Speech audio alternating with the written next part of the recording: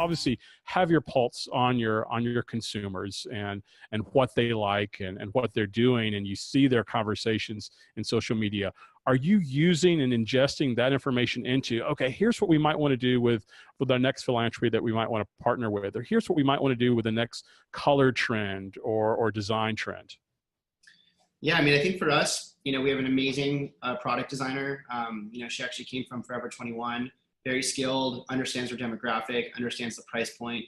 And I think for Pura Vida, we create products that we predict being a trend, and we also create products that we hear from our customers. And I think when you blend both of those two and doing Instagram polls on our stories to get consumer feedback in real time, mixing that with going to trade shows and going to sourcing shows where we get to see all these amazing materials of stones and crystals and metals mixed with spring colors and different types of trending, geometric shapes. I mean, we've really been like the forefront on this jewelry craft and this design, and, using our team in Costa Rica and El Salvador to kind of really amplify the production has allowed us to kind of become so successful. Do you have multiple people on the team who are dedicated to running your Instagram program, or sort of how are those marketing resources allocated? So all of the paid is done externally and all the organic is done in our office. And basically our organic strategy I could talk about for days, but on a very high level, we use UGC, user-generated content, mixed with high-resolution photography from our influencers. And when you blend those two, it shows a transparency to the customers that we're normal and we don't need to be worn by some red carpet runway fashion model, but anyone can just go to the beach, jump in the ocean with their Pura Vida bracelets, get them wet, and then just kick it on the beach and put their toes in the sand. And that photo can get 30,000 likes, and it was just basically done on someone's iPhone in 1 second.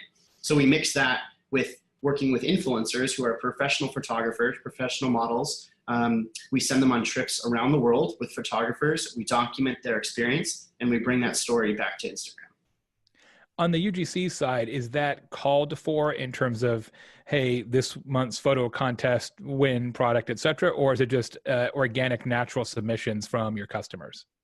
It's actually just natural submissions. I mean, we do run giveaways on Instagram, every so often, but not too regularly. But right now, if you go to hashtag Pura Vida Bracelets, we have 219,000 shared photos on Instagram. And that just shows how engaged our audience is. It's not just a handful of photos, but I mean, it's almost 250,000 tagged photos for our brand term.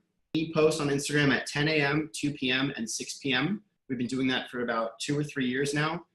It works with our customers. We know that we're going to get the West Coast people, right when they're maybe at work or on break. We know we're going to get people during lunch. We know we're going to get people, right when they get off work and they're sitting on the couch. We want to be where our customers are. We want to be active. We want to be authentic and organic and creative. And I feel like, Pura Vida is one of the most engaged jewelry brands on Instagram.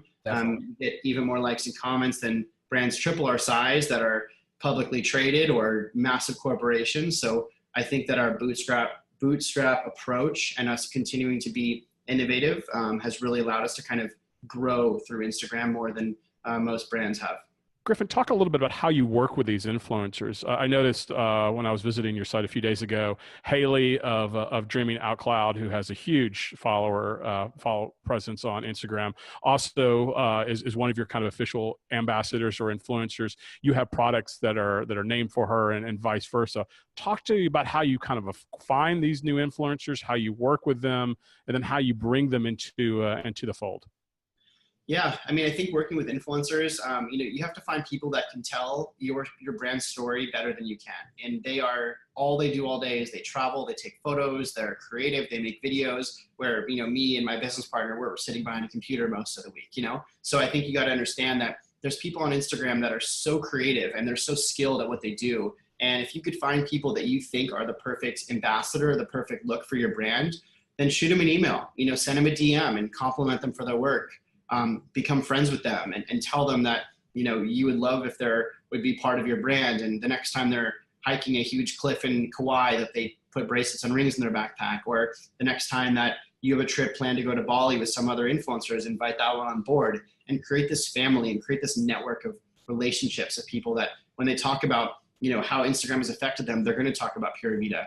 And I think that's what's been so successful is we truly become friends with these influencers, and we're not just looking at their following and saying, hey, can you post? Hey, can you post? Because at the end of the day, that's not going to get you anywhere. The reason why our paid efforts have been so successful is because our organic efforts really help that a lot. And I think a lot of brands that are like, oh, I'm going to build a site on Shopify and I'm going to use Facebook ads to drive sales. Well, if you have 0 followers, then they're not going to trust the brand, and it's going to keep those CPAs really high. So for us, we have so much traffic coming from organic and so many new followers coming from organic on a daily basis that when you kind of layer on the paid efforts and blend the two, it creates a much more efficient and affordable way to acquire customers at scale.